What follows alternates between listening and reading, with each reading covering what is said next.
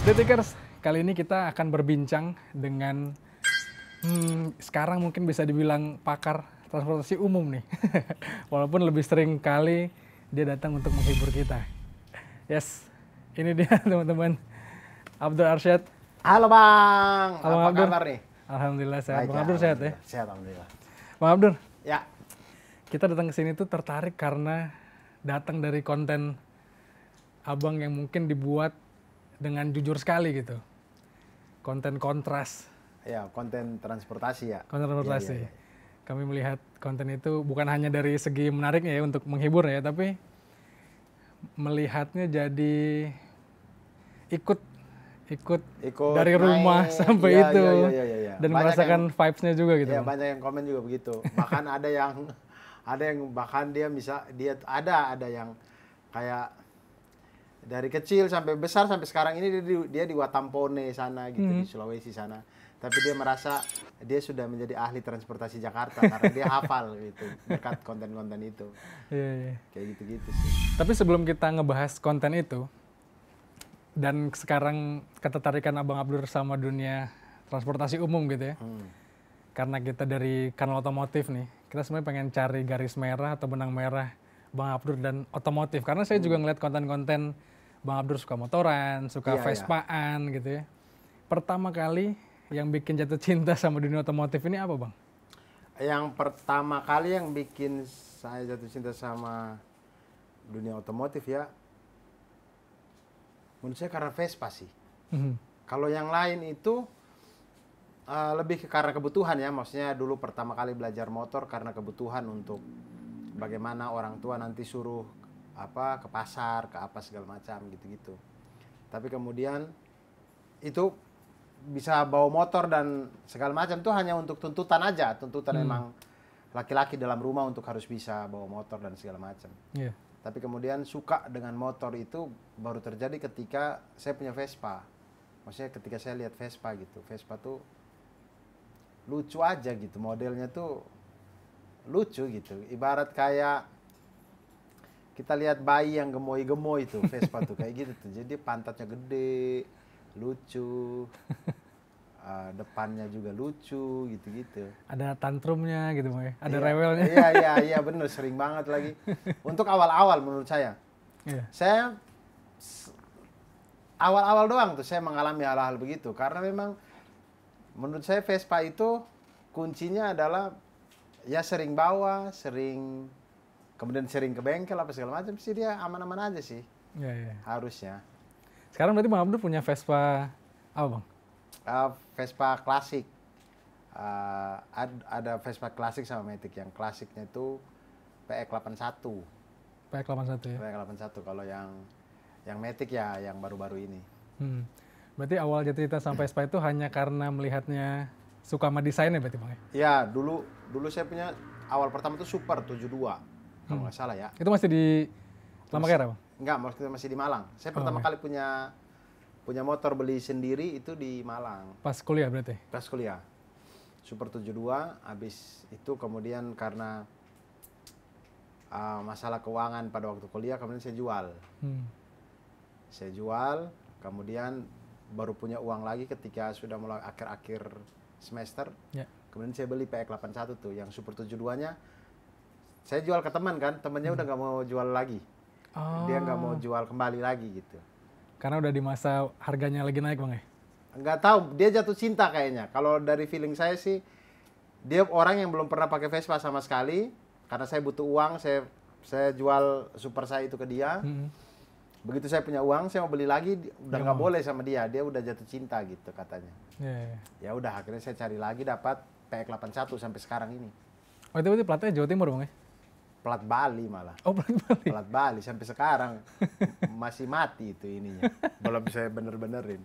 Insya Allah lah, habis ini ntar saya benerin buat pindahin ke plat B ya, Depok ya. Oke. Motor pertama berarti Vespa kejauh Bang ya? Iya. Tapi kalau sekarang terlihat juga konten-konten Bang Abdur itu suka main motor custom. Ya. Itu triggernya apa Bang? Tiba-tiba dari Vespa beralih ke motor yang lebih pribadi gitu?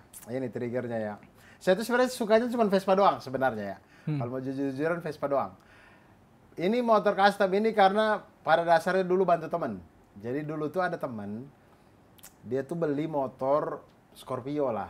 Tapi Scorpio-nya ini udah nggak standar, udah aneh lah pokoknya. Oke. Udah di custom, tapi di custom sendiri sama dia. Jadi tahulah modelnya kayak apa kan. Iya. Kemudian teman ini dia butuh uang untuk ya nggak tahu lah kebutuhannya dia apa. Kemudian jual gitu. Ya sudahlah, sini saya beli gitu. Kemudian habis beli motor itu tuh nggak saya pakai-pakai, saya taruh-taruh doang gitu di rumah doang gitu, taruh aja karena mau bawa juga saya malas gitu, motor-motor gede gitu, motor-motor laki gitu agak malas saya bawa gitu. Yeah. Jadi taruh sampai kemudian sayang aja gitu kalau dia ditaruh terus. Jadi kemudian saya menghubungilah salah satu bengkel custom lah di Jakarta ini untuk konsultasi. Ini kalau di custom bisa jadi kayak apa ya? Kemudian digambar sama orangnya, digambar desain apa segala macam. Kemudian dikasih lihat gambarnya. Kemudian saya tertarik gitu, kayak kok jadi bagus begini? Yakin bisa jadi begini bang? Bisa jadi begitu. Akhirnya saya masukin lah ke situ. Yeah. Daripada jadi karatan doang di garasi kan, saya masukin lah itu. Kemudian jadilah motornya yang seperti sekarang itu, yang akhirnya Yamaha Scorpio unibody gitu kan dia. Oke. Jadi dari tangki sampai ke bawah-bawahnya gitu satu. Jadi kalau kita mau bersihin karburator, kita cabut tangki-tangkinya itu semuanya itu unibody gitu. Yeah. Nah itu jadilah akhirnya karena sudah bagus, akhirnya saya pakai. Tapi ya begitu. Kalau mau bilang kenyamanan, ya lebih nyaman Vespa masih. Oke. Itu buildernya siapa bang? Boleh di-share nggak? Oh, Katros Garage. Oh, Katros Garage. Ya, sama Sateng. Mas Sateng ya. Oke. Emang sempat familiar sih sama desainnya yang kuning itu kan bang? Iya, iya. Sempat di-share beberapa kali. Ya. Sama Sateng. Oh, ke Mas Sateng. Ada alasan khusus memilih Katros Garage? Pada waktu itu saya tuh hubungin yang saya tahu lagi hype-nya custom tuh waktu itu Alit. Alit Fitrisius lah. Yeah. Sebelum dia sekarang main mobil ya. Yeah. Dulu tuh pertama kali saya ingat dia tuh masih main-main motor lah. Yeah. Ya mungkin 5-6 tahun lalu kali ya. Yeah. Karena saya juga kayaknya ngegarap Scorpio itu sekitar itu 5-6 tahun lalu deh. Yeah. Nah kemudian saya minta tolong Alit, Mas, di mana sih bengkel custom gitu kan? Mas Alit sering tuh konten di YouTube-nya gitu. Yeah. Pada waktu itu yang ada di bengkel dia di Kemang apa di mana gitu, di Kemang situ. Lalu mau ke situ dia bilang, saya udah pindah Dur, kalau mau saya antar ke Bintaro. Nah di Bintaro ini di Katros Garage ini. Akhirnya saya ke sana lah, kemudian kenalan sama Mas Ateng, kenalan sama yang lain di situ. Kemudian oh sekarang di sini oke gitu. Akhirnya masuk di situ. Yeah. Sampai saya kurang lebih 9 bulan lah. Oh itu selesainya 9 bulan Bang? Sebenarnya cepat, 9 bulan itu karena kami kepotong sama 2 motornya Pak Jokowi kan. Yang tidak mau antri gitu, maunya masuk langsung jadi gitu. Makanya saya tidak bisa dibicarakan lagi tuh. Tapi ada suatu kebanggaan Bang ya, motornya digarap sama tangan yang sama bikin motor presiden Bang? Enggak juga sih, biasa aja itu karena dibikin pas pampresnya jagain mulu kan, jadi nggak bisa kerjain motor lain gitu. Oke. Udah dianya nggak pakai antri, datang jadi duluan, gitulah emang. Aduh. Oke. Berarti sekarang motor tuh ada, kalau yang tadi dikasih tahu sih ada 3 Bang, tapi ada yang lain? 1, 2, 3. Oh ada satu lagi Kawasaki Binter Joy. Oh gitu. Spesifik banget tiba-tiba ke Binter Joy Bang ya? Iya, itu, ada alasan Bang? Oh itu kenangan, kalau itu kenangan. Kalau Kawasaki Binter Joy itu memang sengaja saya cari karena kenangan masa kecil saya. Saya waktu kecil dari saya TK sampai SD itu saya ingat sekali kakek saya itu suka bonceng saya tuh pakai Kawasaki Binter Joy itu. Oke. Nganter saya ke TK, nganter saya jalan-jalan segala macam. Lalu kemudian motor itu kayaknya pada waktu saya SMP atau apa gitu, entah dijual atau bagaimana gitu ya. Saya sudah tidak temukan lagi motor itu. Lalu kemudian ketika sekarang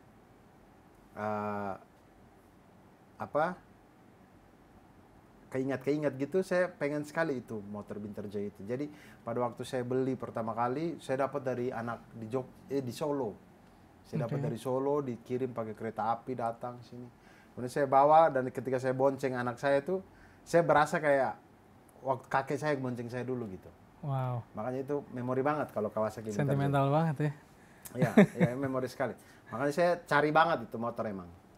Berarti kan motor yang dalam tanda kutip modern dan bisa dipakai tanpa worry hanya si Vespa Matic Bang ya? Iya, betul. Kalau yang lain kan agak-agak perlu ke bengkel tuh ya.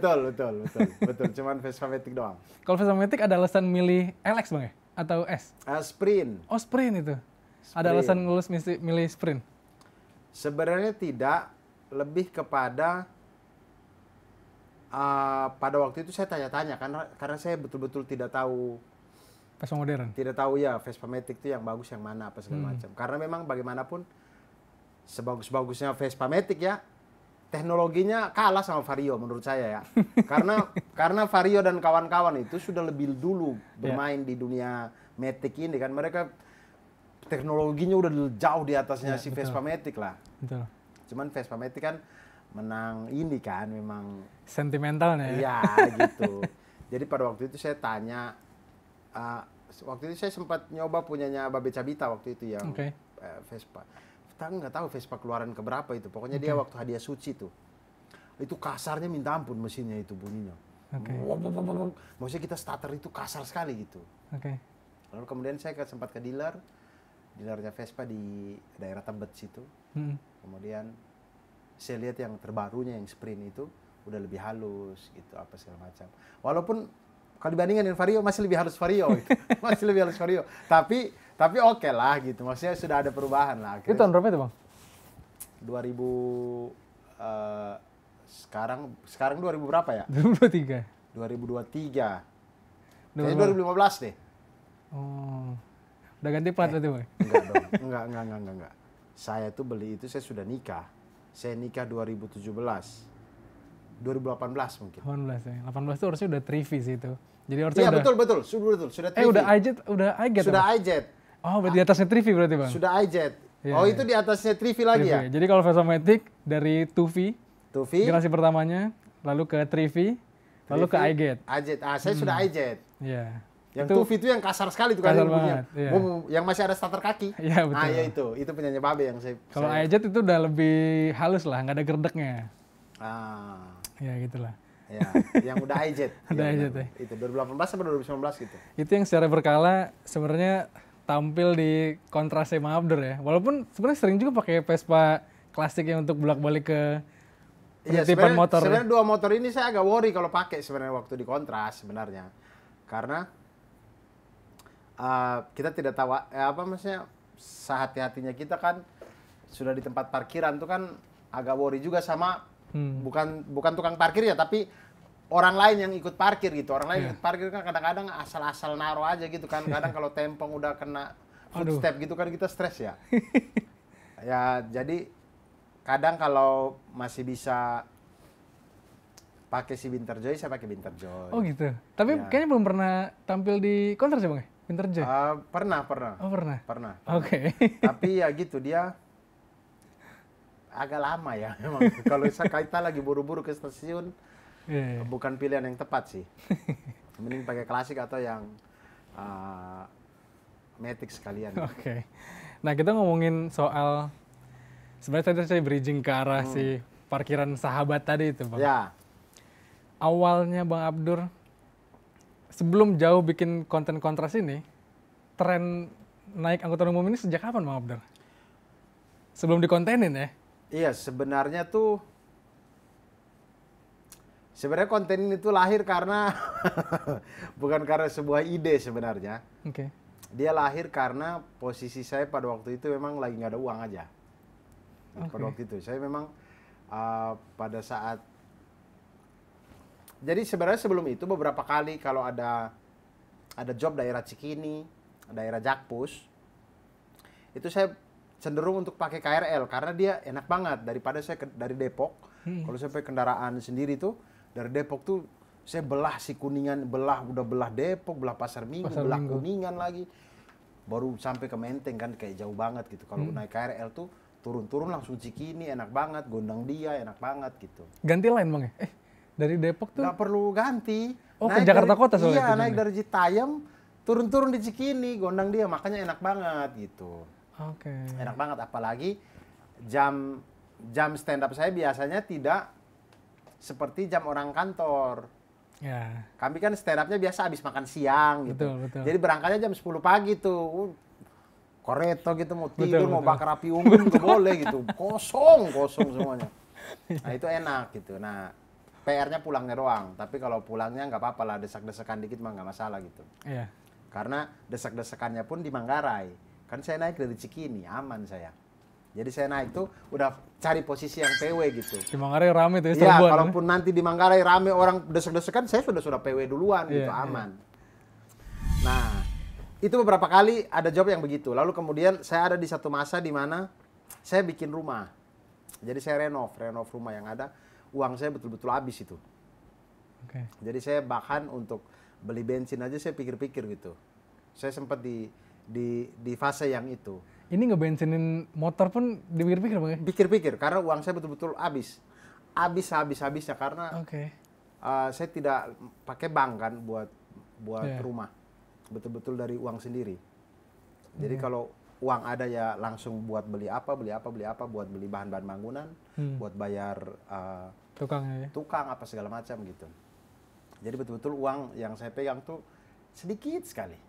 Nah disitulah saya bilang kalau saya beli bensin untuk mobil atau motor, kayaknya saya nggak bisa bertahan untuk seminggu ke depan deh.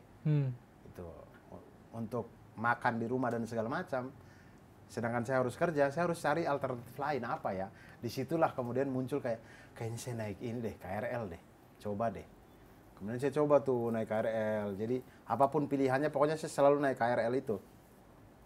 KRL ganti MRT, ganti busway, pokoknya itulah. Saya itu. Dan lumayan hemat gitu, lalu kemudian muncullah ide untuk kayaknya bikin konten lucu deh ini. Karena ada aja hal-hal menarik yang saya temuin, yang saya ketawa aja di dalam hati saya gitu. Jadi saya lagi berdiri di KRL gitu ngelihat orang, saya ketawa gitu, tapi nggak ketawa depan dia ya. Jadi saya senyum-senyum tapi lucu aja gitu. Nah hal-hal kelucuan itu kayak ini kalau dibikin konten lucu deh. Akhirnya mulailah bikin konten kontras Dan itu. alhamdulillahnya itu termasuk yang pionir juga Bang ya. Maksudnya itu sebenarnya ide yang gampang dilakukan banyak orang. Iya betul. Tapi nggak banyak yang melakukan gitu kan. Betul. Kayak mungkin ada yang kepikiran, tapi menurut saya dia tidak bisa dikerjakan, bukan tidak bisa, makanya dia akan menemukan titik jenuh ketika yang mengerjakan itu adalah orang dengan pekerjaan yang di situ-situ doang. Iya betul. Itu rutenya akan begitu aja gitu. Ya. Tapi kebetulan karena saya pekerjaannya itu ke tempat-tempat yang ya hari ini bisa di Jaksel, besok bisa di Jakbar, besok bisa di Jaktim gitu-gitu. Jadi rutenya selalu berubah, ininya selalu berubah. Jadi menurut saya kayak pekerjaan yang kayak gini kan adanya di dunia entertainment ya. Betul. Kayaknya yang lain pakai Alphard deh, nggak mungkin naik KRL deh. Jadi kayaknya saya doang deh yang bisa naik KRL gitu. Nah terkait itu Bang, ada resahnya nggak sih Bang menjadi orang yang dalam tanda kutip public figure gitu ya? Setidaknya Bang Abdur udah diketahui lebih banyak orang dibandingkan orang-orang yang lain di naik KRL itu juga kan? Ada keresahan nggak Bang? Maksudnya takut dipandang negatif, ini kok artis dalam tanda kutip, pemain film layar lebar, kok naik KRL gitu? Nggak ada. Serius nggak ada. Jadi bodoh amat lah saya, pokoknya kalau saya naik KRL, saya naik KRL gitu. Seberapa sering Bang ketemu dalam tanda kutip penggemar gitu, atau orang yang realize, wah ini ternyata Abang Abdur gitu? Ada beberapa kali, saya tidak setiap kali saya naik KRL orang tahu sih, beneran. Hanya beberapa kali doang. Nyamar nggak Bang, pakai topi enggak? Nggak, Pakai kan masker pada waktu gitu? Itu COVID juga kan. Oke. Jadi kita harus pakai ini, nggak boleh ngobrol apa segala macam. Takut salah tegur juga kali mereka. Iya, jadi pakai masker. Sekarang pun kadang-kadang karena sering pakai masker ya dulu di COVID itu ya. Sekarang saya naik KRL cenderung lebih enak pakai masker emang. Oh, walaupun sekarang udah regulasinya dilepas ya? Iya, tapi lebih enak pakai masker. Maksudnya kita lebih Secure ya rasanya? Iya, lebih aman berasnya, orang tidak perlu lihat-lihat kita apa segala macam. Terus kadang-kadang kalau kita berdiri di mepet-mepet sama ada bapak-bapak gitu, cenderung aman penciuman kita ini. Serius, serius di pulang kerja ya, di pulang kerja serius. Itu jauh lebih aman kita pakai masker. Iya. Gitu sih. Aroma perjuangannya nggak Iya, kecium, iya, Bang. iya, iya. Baik aroma dia maupun aroma kita ya. Maksudnya kayaknya bersatu padu di bawah. Kayak gitu-gitu. Nah, lalu kalau sebenarnya bikin kontras itu ya di luar tadi hanya melihat potensi ada peluang konten, Bang ya. Ada nilai yang pengen dikomunikasikan gitu, Bang. Maksudnya ini kayaknya bisa jadi semangat atau pemacu masyarakat untuk juga naik angkutan umum gitu. Iya, karena saya beberapa kali mencoba itu dan saya merasa nyaman. Kayak saya selama ini kan lihat di berita doang apa segala macam, belum pernah nyoba langsung gitu. Dengan pemberitaan Transjakarta lah, pemberitaan KRL apa segala macam, saya belum pernah coba gitu. Jadi ketika saya coba pertama kali, saya jatuh cinta dengan KRL dan si Transjakarta ini karena dia saling nyambung, integrasi ya. Iya, saling terintegrasi, kemudian nyaman banget di dalam, sumpah. Mungkin karena saya bukan orang yang berangkat jam 6, jam 7 pagi ya. Betul. Jadi ketika saya coba pertama kali, saya jatuh cinta gitu. Dengan KRL. Sebegitu nyamannya. Dari Depok yang biasa saya jalan harus dengan macet-macetan, itu ternyata begitu cepatnya saya sampai di Duren Kalibata atau Cawang gitu. Cepet banget gitu. Jadi rasa jatuh cinta itulah yang kemudian pengen kalian coba loh gitu. Mungkin kalian sering kayak lihat foto-foto atau video di TikTok atau di Twitter yang orang rame banget sampai ini segala macam. Tapi itu cuman di beberapa titik waktu aja gitu. Selama kita bisa ngatur jam pergi dan pulang kita tuh enak sumpah. Betul. Sumpah enak banget. Apalagi udah naik dapat posisi yang enak ya, PW gitu, baik di Transjakarta maupun di KRL. Pasang headset nonton YouTube, udah beres sudah gitu. Yeah. Dan kita bisa menikmati banyak hal gitu. Jadi kalau saya nyetir, tidak terlalu konsen untuk mendengar podcast atau nonton konten orang. Betul. Tapi begitu kita naik transportasi umum, ya kita begitu fokus untuk nonton baik dengar podcast maupun nonton konten orang gitu, ataupun konten-konten yang menurut kita bermanfaat untuk di tempat kerja atau apapun itu. Itu enak banget nonton di KRL atau di transportasi umum yang lain gitu. Sebagai gambaran, Bang Abdur itu dari Depok atau dari stasiun? Sebenarnya tuh rumah saya itu lebih dekat dengan stasiun Dela, Depok Lama. Oh. Stasiun Depok tuh sebenarnya. Cuman saya memilih ke Citayam itu karena kalau saya tunggu di Depok, yang pertama parkiran di Citayam itu lebih luas-luas. Oke. Lebih luas-luas parkiran di Citayam. Jadi untuk kita yang bawa Vespa dan takut tempong kita ke Gores, lebih enak parkir di Citayam ketimbang di Depok Lama. Kalau Depok Lama itu terlalu mepet-mepet. Resiko lecetnya lebih gede gitu. Nggak bersahabat, Bang. Iya, nggak bersahabat. Mendingan parkiran sahabat yang di Citayam. Terus yang kedua, kalau kita tunggu di Depok Lama, biasanya kereta dari Citayam itu udah penuh tuh. Oh. Mendingan kita naik dari Citayam, jadi kita bisa dapat posisi PW dulu gitu. Karena masanya dari Citayam, Bang. Iya, kan posisi laki-laki, menurut saya posisi laki-laki yang PW itu kan dekat pintu. Ini tempat duduk, ini pintu. Nah, di sini nih. Ini nih paling enak nih. Udah. Yang banyak orang duduk bisa, Bang. Iya, pokoknya kan kita kan kalau kita duduk dari awal riskan juga karena begitu ada ibu-ibu pasti kita berdiri gitu. Iya. Di samping tempat kursi yang prioritas, Bang ya? Enggak harus, ada juga yang dari sebelah sana di setiap pintu, nah di pojok-pojoknya itu enak banget tuh. Ada 4 posisi nyaman. Jadi kan kita kan ini kan siku gini kan, ini kan orang duduk di sini, ini pintu. Jadi dia siku gini, udah santai, udah gitu, enak banget. Nah, kalau saya naik dari Depok Lama, saya tidak dapat posisi-posisi itu. Pasti udah terisi sama orang-orang Citayam dan sekitarnya. Jadi saya harus naik dari Citayam. Nah, selagian rumah saya dengan Citayam dibanding Depok Lama cuma bedanya cuma berapa ratus meter gitu. Oke. Tidak yang berkilo. Di segitiga gitu, Bang. Iya, jadi rumah saya ini ke Citayam sini, ke Depok Lama di sini gitu. Betul. Kenapa selama ini kita nggak nyoba dari rumah ke KRL-nya naik angkutan umum juga, Bang? Kalau di daerah rumah Bang itu nggak ada angkutan umum dari rumah ke stasiun KRL? Ada, namanya angkot D26. Warna hijau. Itu jarang banget muncul di kontras, Bang ya? Iya, karena tunggu angkot ini aja lamanya minta ampun. Terus angkot ini dari rumah saya ke stasiun Citayam lebih cepat Citayam ke Cawang kayaknya. Lebih cepat KRL. Wah, lama banget. Jadi dia tuh muter segala kampung. Dia tuh kadang tuh ibu-ibu masih dandan ditungguin sama dia. Karena dia udah langganan banget ya gitu. Dia udah tahu kalau jam segini ibu ini akan ke stasiun. Ditungguin tuh, set. Ditungguin ibunya masih dandan di dalam gitu. Jadi kadang-kadang saya tanya, Pak, nunggu apa Pak gitu. Bentar, itu ada penumpang dari sana gitu. Dia udah tahu, padahal saya lihat di lorong itu nggak ada siapa-siapa gitu. Tiba-tiba 10 menit kemudian ada ibu-ibu keluar. Oh ya ampun, dia udah tunggu ibu ini dari tadi. Oh, tapi sering nyoba juga Bang, naik itu? 2 kali, abis itu saya nggak mau lagi. Akan lebih efisien ketika naik motor ya? Iya. Buang waktunya parah itu. Makanya saya tuh berharap sih Depok itu bisa seperti apa namanya? Ada mikrotrans gitu ya? Iya, yang dia nggak perlu ngetem gitu.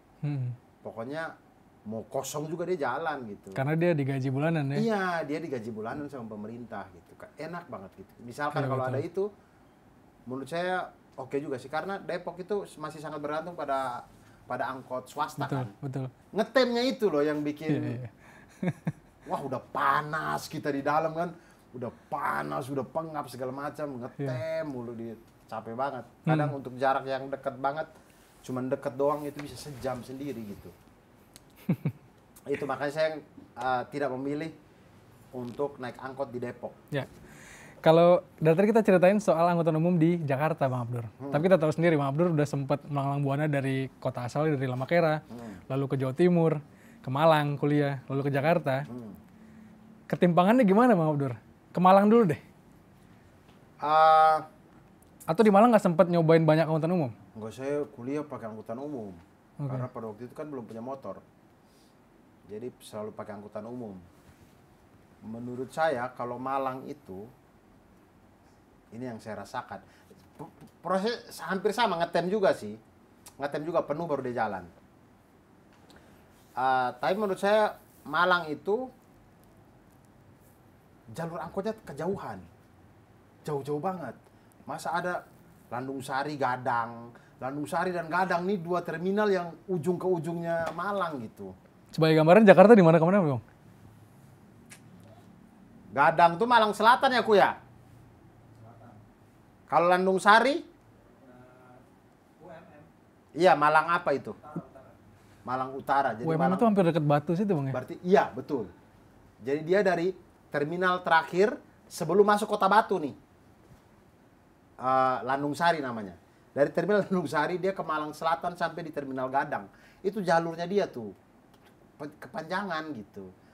Oke. Tapi saya tidak tahu, memang rata-rata jalur angkot di Malang tuh dia sepanjang itu rutenya. Panjang-panjang banget. Nah, kadang yang panjang-panjang banget itu jadinya kita kadang tunggunya lama, atau dulu waktu saya kuliah saya ingat tunggunya lama, kalau enggak dia buru-buru banget gitu. Oke. Mungkin dia ngejar setoran atau apa gitu, kayak gitu-gitu. Iya ya. Kalau di Kupang ya, menurut saya kalau mau angkutan umum ya masih lebih enak di Kupang. Oh gitu. NTT. Dibanding di Malang malah lebih enak di Kupang, Bang. Di Kupang lebih enak. Gambarannya kayak apa sih, Bang? Yang pertama angkotnya keren-keren. Angkotnya itu pasti keren-keren. Angkot kalau jelek nggak ada yang mau naik. Jadi mau nggak mau angkotnya pasti keren. Oh gitu. Angkotnya keren-keren, full musik apa segala macam.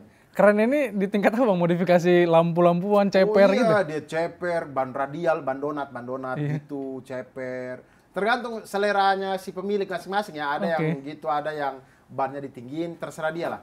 Kayak gitu, kemudian full musik yang di bawah tempat duduk ini semua salon semua ini, speaker semua ini. Iya. Kemudian dia nama pokoknya angkotnya pasti bagus-bagus gitu. Nah, lalu kemudian dia nggak macet Kupang tuh. Terus nggak ada ngetem tuh nggak ada. Karena apa, Bang? Nggak ada ngetem? Karena pasti sopirnya dimarahin. Dan sopir pasti jalan. Kami baru naik gitu. Baru 1 orang. Woi, sopir jalan dia. Tidak ada bilang istilah tunggu-tunggu, tidak ada. Jalan-jalan. Tidak ada ngetem. Jadi enak banget.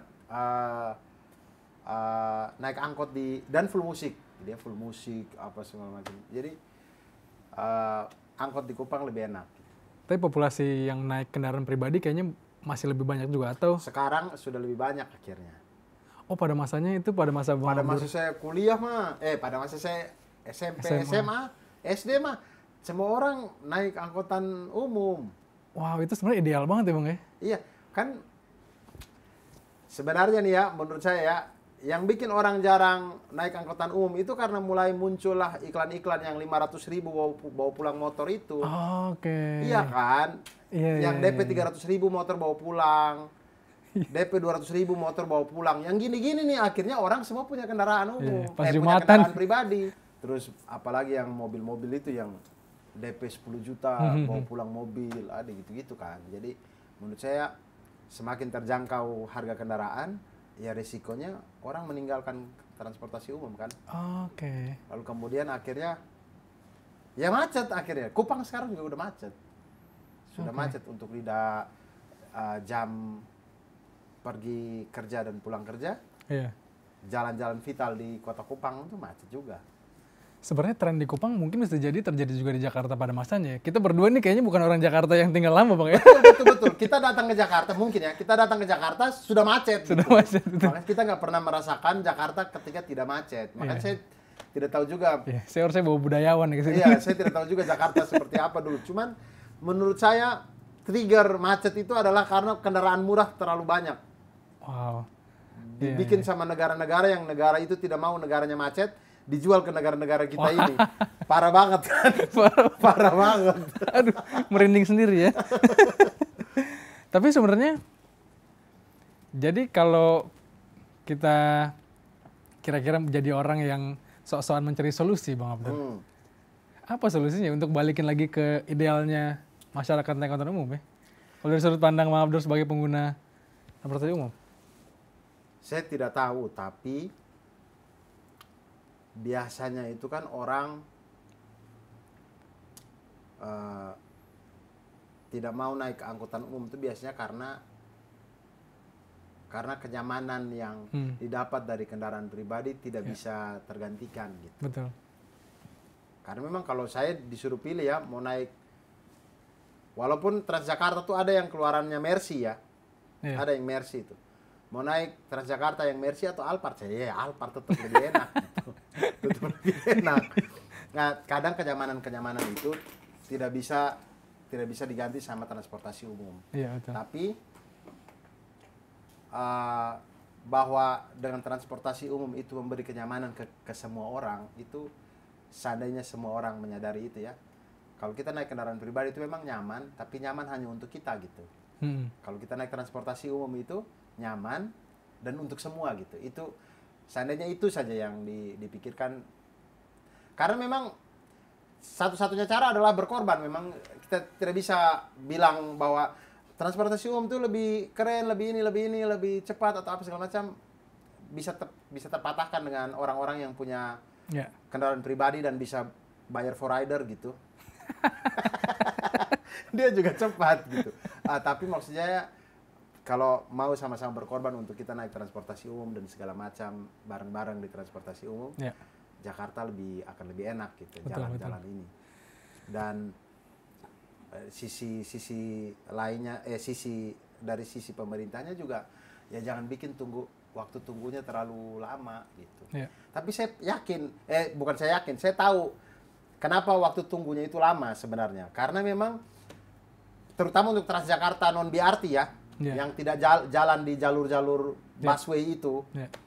Mereka tuh emang karena berkerumun dengan kendaraan-kendaraan yang lain kan. Jadi ya mereka juga lama emang. Saya tuh kadang-kadang nunggu di Rawa Barat sini. Di halte Rengas di... Yang bukan di atas, yang di bawah ya? Iya, yang di bawah. Dulu 7B masih di bawah, sekarang udah di atas jalannya. Yang masih tunggu di bawah itu lama banget dia datang. Karena memang dia ikut macet-macetan sama kendaraan yang lain gitu, kasihan juga. Itu kenapa Bang Abdur sering kali naik ojek online dari sini ke Kalibatanya ya? Iya, atau kalau sini ke Cawang gitu-gitu.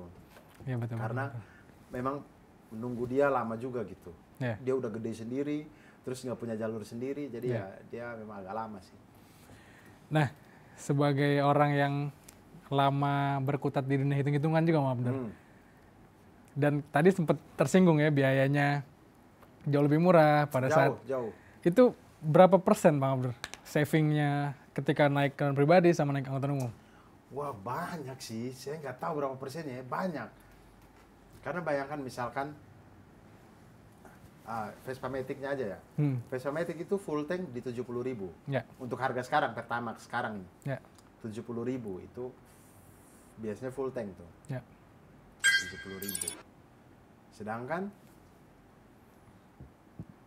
saya untuk berkegiatan ke markas Somika 70.000 itu sekali berkegiatan tuh kan ke markas Somika tuh kan 3.000, 3.500 dua kali 7.000 tambah 3.000 lagi.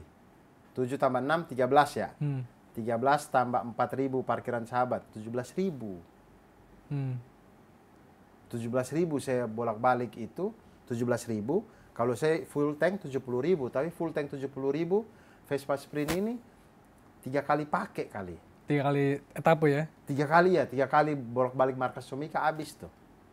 Udah satu kotak lagi kali. Karena dia tidak sirit, memang tidak sirit Yang Matic-Matic yang lain sih. ya. Jadi perbandingannya jauh memang. Jauh banget. Apalagi kalau saya ngisi-ngisi acara kayak di Matraman, ada di Cikini apa segala macam, jauh lebih murah saya pakai Angkutan umum ya? angkutan umum. Ya. Betul. Memang harus diakui tapi kita jadi agak susah menghitungnya karena kita nggak punya kegiatan yang statis gitu Bang. Maksudnya selalu di situ. Balik. Iya betul. Jadi tidak bisa dihitung langsung satu kali dilakukan kemudian dikali beberapa kali gitu, nggak bisa gitu karena dia berganti-ganti. Iya. Tapi memang kisaran-kisarannya itu ya habisnya itu 20.000, 25.000 untuk total ini ya, total sekali naik angkutan umum. Sekali naik angkutan umum ya. Ya maksudnya tapi kalau itu angkutan umum yang maksudnya yang disubsidi ini ya, KRL dan Transjakarta, tapi kalau kita angkutan umum yang kita sebut adalah bajai atau ojol gitu-gitu emang mahal kalau mereka itu emang. Ya. Tapi perlu diingat tadi nilai-nilai yang susah didapetin ketika naik angkutan pribadi adalah ya zen-nya membaca atau menonton YouTube gitu. Iya. Karena kalau kita kendaraan pribadi kita bukan Alphard ya, kayaknya pusing deh lihat HP di dalam. Iya kan? Saya pernah coba naik Alphard yang taksi gitu, yang taksi ya itu. Iya. Saya WhatsAppan nggak pusing loh. Nggak pusing. Saya bilang saat senyaman ini tidak ada Alphard ya. Tapi kalau yang lain kan kita lihat HP kan pusing ya. Kira-kira Bang Abdur setuju nggak sih pengkelasan dalam angkutan umum? Sekarang itu kan kelihatan ya pengkelasan ya, pengkategorisasi ya. MRT itu di kelas yang lebih mahal, KRL itu di kelas yang lebih middle gitu ya. Transjakarta tuh ya di luar subsidinya ya. Kan harganya tuh kan cukup kelihatan ya timpangnya. Makanya MRT itu kelihatan banget. Di konten kontras juga kan beberapa kali disebut kalau MRT itu emang kayak Premier League. Nyaman banget itu kan. KRL itu kayak Liga 1 gitu. Dari Liga 1 kita ke Premier League gitu. Berasa banget emang. Saya pun beberapa kali kalau naik angkutan umum, saya kadang-kadang rela untuk jalan lebih jauh ke stasiun Lebak Bulus gitu ya. Untuk pengen lebih nyaman sambil buka email misalnya. Ya. Karena kalau di KRL kita buka laptop itu satu gerbang mungkin ngeliatin kita. Iya, betul. Ini orang mau hacker atau apa gitu. Betul. Tapi mengkategorikan itu sebenarnya secara nggak langsung sebenarnya sekarang pemerintah kan mencoba mengkelas-kelaskan gitu ya. Ada LRT yang mungkin harga tiketnya agak tinggi nanti, MRT tapi di kelas yang lebih rural, di kelas yang lebih masyarakat belum ada upgrade yang kecium nih. Tanggapan Bang Abdur soal pengkelas-kelasan transportasi umum itu kayak apa Bang? Kalau saya misalkan MRT itu lebih mahal, mungkin karena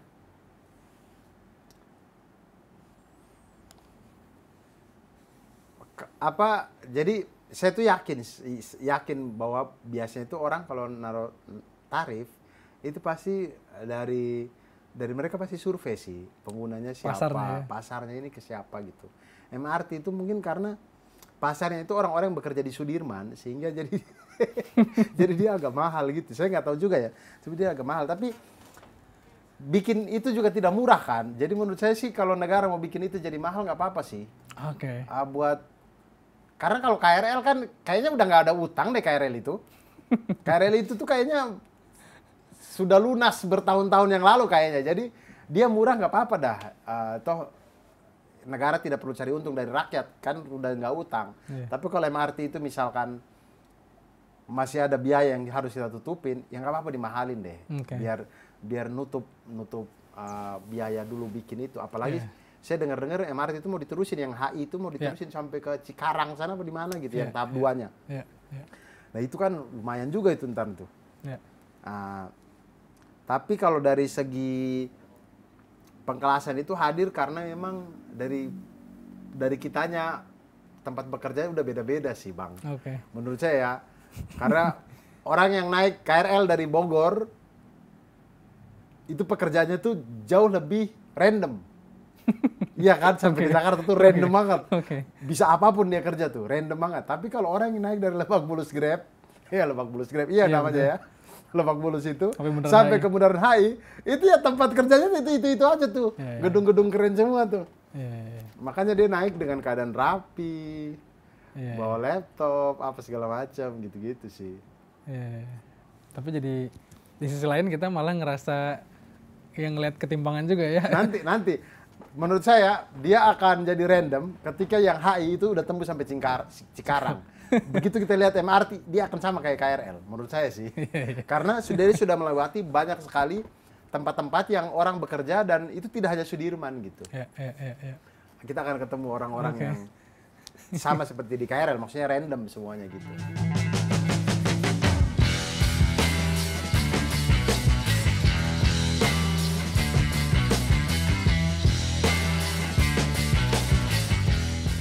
Bang Abdur, sekarang kita main tap in tap out. Istilah salam satu tap ini sebenarnya cukup umum di audiensnya Kontras ya. Kita pinjam sedikit. Jadi saya akan nyebutin beberapa statement. Kalau Bang Abdur setuju, tap in. Kita masuk, kita setuju, nanti kita ceritain kenapa. Begitupun sebaliknya, kalau nggak setuju, tap out. Tapi sekarang saya sebutin dulu 5 statementnya, dan nanti kita bahas setelahnya ya. Siap. Kita mulai dari yang pertama. Yang pertama itu statementnya, lebih enak naik kendaraan sendiri ketimbang transportasi umum. Tap in atau tap out, Bang? Tap out. Tap out, oke. Yang kedua, kehadiran ojek dan taksi online bikin pemerintah merasa masalah transportasi umum udah selesai. Tap in setuju, tap out nggak setuju? Tap out. Tap out, oke. Yang ketiga, naik transportasi umum ribet, lama nunggunya dan belum aman. Tap in. Tap in, oke. Yang keempat, pemerintah harusnya tinggikan pajak kendaraan, jadi masyarakat lebih milih naik angkutan umum. Bang Abdur punya 5 motor juga.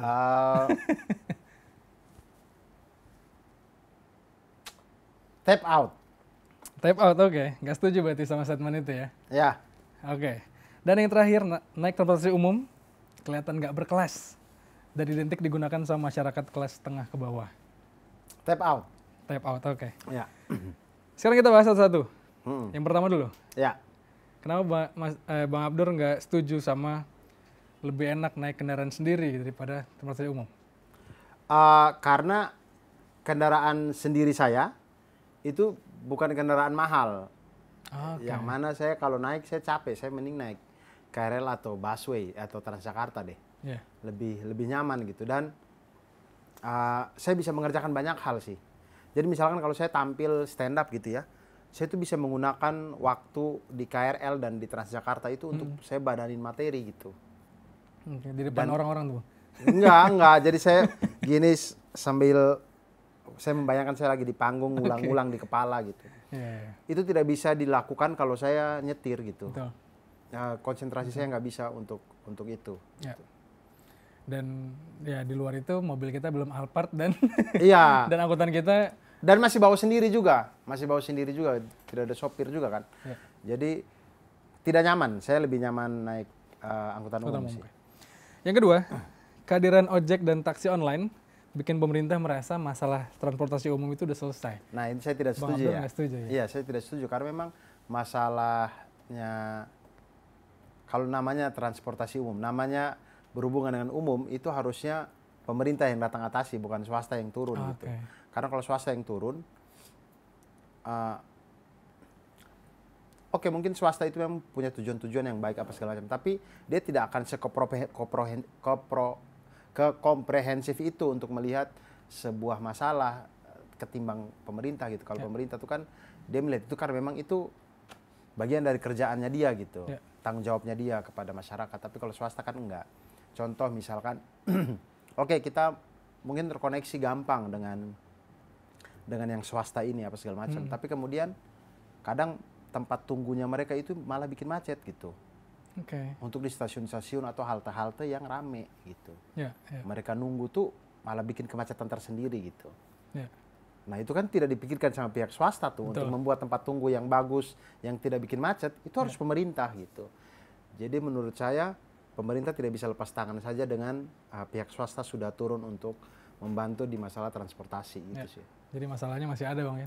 Masih ada. Walaupun pemilik perusahaan swasta itu orang pemerintahan juga. Iya.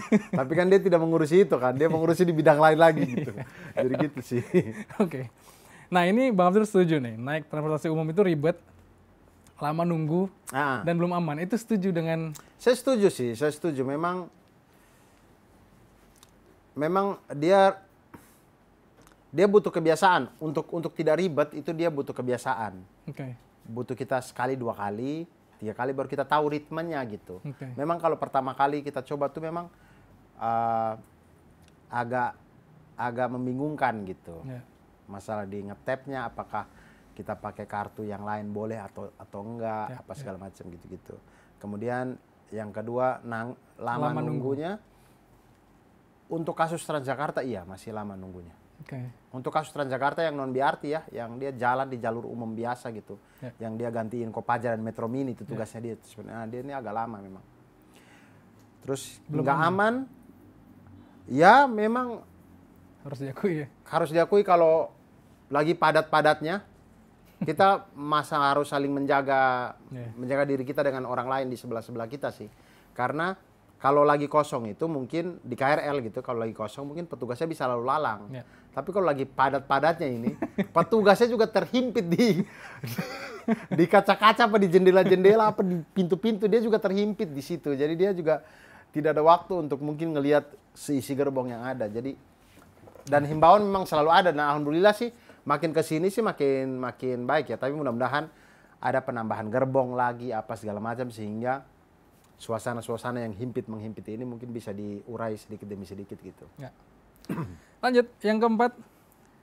Nah ini Bang Abdur nggak setuju nih, pemerintah harusnya tinggikan pajak kendaraan. Iya, betul. Tapi di sisi lain tadi kita ngobrol di awal tadi kita ngobrol soal kemudahan masyarakat membeli beli kendaraan, betul. Nah menurut saya, kalau tinggikan pajak, karena pajak itu sudah sesuai dengan harga si mobil itu masing-masing, harga kendaraan masing-masing ya. Memang kendaraan yang mahal, pajaknya sudah mahal, apa segala macam. Menurut saya akan lebih efektif kalau naikkan harga tol dan naikkan harga parkir. Daripada menaikkan harga pajak kendaraan. Karena begini, kalau pajak kendaraan tuh, baik orang, kalau misalnya dia ditinggikan, baik orang yang pakai kendaraan pribadi maupun yang tidak pakai kendaraan pribadi, dan memilih angkutan umum, dia sama-sama akan tetap bayar mahal gitu. Betul. Karena yang mau kita sasar adalah orang yang nggak mau pakai transportasi umum. Nah oleh karena itu tarif tolnya dinaikin, tarif parkirnya dinaikin. Menurut saya sih dua hal itu sih, itu akan, misalnya orang kayak, wih masuk tol aja 50.000 sekali masuk. Udah gitu parkir di Kemang misalkan, parkir di Kemang sekarang retribusinya 1 jam 20.000, aduh mahal banget ya. Orang pikir-pikir sih buat bawa mobil sendiri gitu. Iya, betul. Itu lebih efektif Bang ya? Iya, menurut saya gitu sih. Oke, dan yang terakhir nih. Naik transportasi umum kelihatan nggak berkelas dan identik digunakan masyarakat kelas tengah menengah ke bawah. Ya. Itu Bang Abdur? Saya tidak setuju. Karena banyak kok, maksudnya selama saya membuat kontras ini banyak kok yang komen apa segala, mereka tuh bos-bos di sebuah perusahaan di Sudirman sana yang mereka naik KRL juga gitu. Naik KRL turun di Di Manggarai dia ganti ke Sudirman, BNI Sudirman. Iya, Sudirman, turun di Duku Atas itu. Duku Atas, gitu. betul. Nah, jadi ada juga yang kerja dengan posisi yang mapan gitu. Ada juga yang kepala-kepala di pemerintahan, ada juga yang masih mau pakai gitu. Bahkan yang saya tahu kayak Menteri Pak Muhajir itu dia masih pakai KRL juga kan, sampai sekarang masih pakai KRL juga dari awal. Jadi menurut saya anggapan itu sih tidak, tergantung bagaimana kita menempatkan diri. Jadi kita keren dan tidaknya itu bukan dari apa yang kita pakai atau apa yang kita gunakan gitu, tapi lebih kepada bagaimana kita membawa diri kita di depan orang dan di khalayak ramai gitu sih. Wow, iya betul. Betul. Jadi harusnya nggak ada keraguan kita. Iya, santai aja gitu. Kenapa sih orang maksudnya mau dihina apa juga gitu, santai aja gitu naik KRL mah. Ya toh teman-teman yang KRL juga sama-sama sedang berjuang. Iya, santai aja. Mungkin karena kita tuh, saya meraba-meraba kayak teman-teman yang mungkin malu atau apa, mungkin karena terlalu banyak di dunia tipu-tipu kayaknya. Maksudnya kayak kamuflase terus di depan orang. Tampil apa adanya aja sehingga kita hidupnya santai aja kan, nggak perlu ada yang ditutupi gitu. Terakhir Bang Abdur, dari semua pertanyaan kita tadi, kira-kira ada yang belum terbahas dari kontras, mungkin misalnya tiba-tiba ada pesan yang sebenarnya pengen disampaikan atau apa? Saya sebenarnya dari kontras itu saya pengen banget orang tuh tahu bahwa, maksudnya paling tidak sekali atau 2 kali dia coba, bahwa memang transportasi umum itu senyaman itu untuk Jabodetabek ini ya. Memang di daerah-daerah itu masih perlu untuk bikin lebih bagus lagi. Cuman kalau Jabodetabek ini menurut saya sudah sangat enak, nyaman, armadanya banyak, dan patut untuk dicoba. Sehingga dari situ mungkin kita bisa beralih untuk mencoba transportasi umum. Dari sekali 2 kali coba aja dulu gitu. Nggak perlu di hari kerja, mungkin coba aja di hari Sabtu atau di hari Minggu, jalan-jalan ke Kota Tua atau kemana gitu. Atau ke PIK, bahkan ke PIK itu kita naik dari Blok M sini, naik Transjakarta dari Blok M sini, turun sampai di PIK itu Rp3.000. Bayangkan dari selatan sampai utara, bahkan utaranya sudah Pulau Baru tuh. Bukan utara yang utara Jakarta, utara yang sudah Pulau Baru itu. Wow. Rp3.000, bayangkan. Semurah itu. Semurah itu. Makanya teman-teman harus coba sih, itu sih. Kayaknya kalau nggak mau dijadiin sebagai kendaraan yang tiap hari, ya setidaknya tamasya dulu Bang ya? Iya. Tamasya aja juga, coba-coba aja dulu, biar rasakan kenyamanannya, itu sih. Sebenarnya umumnya, dari tadi kita obrolan tuh, paling umum mungkin teman-teman mencari tahu cerita lucu, kan stand up comedian identik kayak gitu ya, cerita lucu dari naik angkutan umum. Tapi saya memilih nggak ngebahas karena saya tahu Bang Abdur akan ngebuat show soal kontras sendiri. Iya betul, masih 2024 atau 2025 sih. Ya, tapi yang paling dekat adalah karya yang akan Bang Abdur sampaikan atau akan dilakukan itu Black Camping ya Bang? Ya, Black Camping. Insya Allah mulai dari Oktober 2023 ini, finishnya nanti 12 kota turnya. Finishnya nanti di Jakarta tanggal 13 Januari 2024. Itu sih. Black Camping mulai dari kota pertama Makassar 21 Oktober, terus ke 12 kota yang lain sampai Jakarta kemudian. Ya, semoga teman-teman di sini bisa juga nonton ya. Amin. Mudah-mudahan teman-teman bisa nonton. Nanti cek Instagram saya atau Instagram Comika Event untuk melihat info-infonya segala macam dan pembelian tiketnya sih. Betul. Dan dari tadi kita ngobrolin kontras, mungkin teman-teman tadi kita belum sempat nyampein ya, kalau ditontonnya itu bisa juga di kanal-kanal media sosialnya Bang Abdur ya? Iya, betul. Bisa di TikTok, di Abdur Arsyad, bisa di Instagram juga di Abdur Arsyad. Itu. Biasanya saya postnya di situ. Dan jangan lupa hashtagnya, salam satu tab. Mau posting di YouTube, karena di YouTube belum bisa, kayaknya kalau kita posting yang portrait agak susah ya di YouTube ya, untuk nonton ya. Jadi makanya di TikTok sama di IG Reels aja gitu. Oke. Bang Abdur, sekali lagi terima kasih banyak untuk waktunya. Sama-sama Bang. Semoga kita teman-teman pada terinspirasi naik angkutan umum. Siap. Ntar kalau saya beli Aprilia, kita masuk lagi di Tikoto ya. Oke.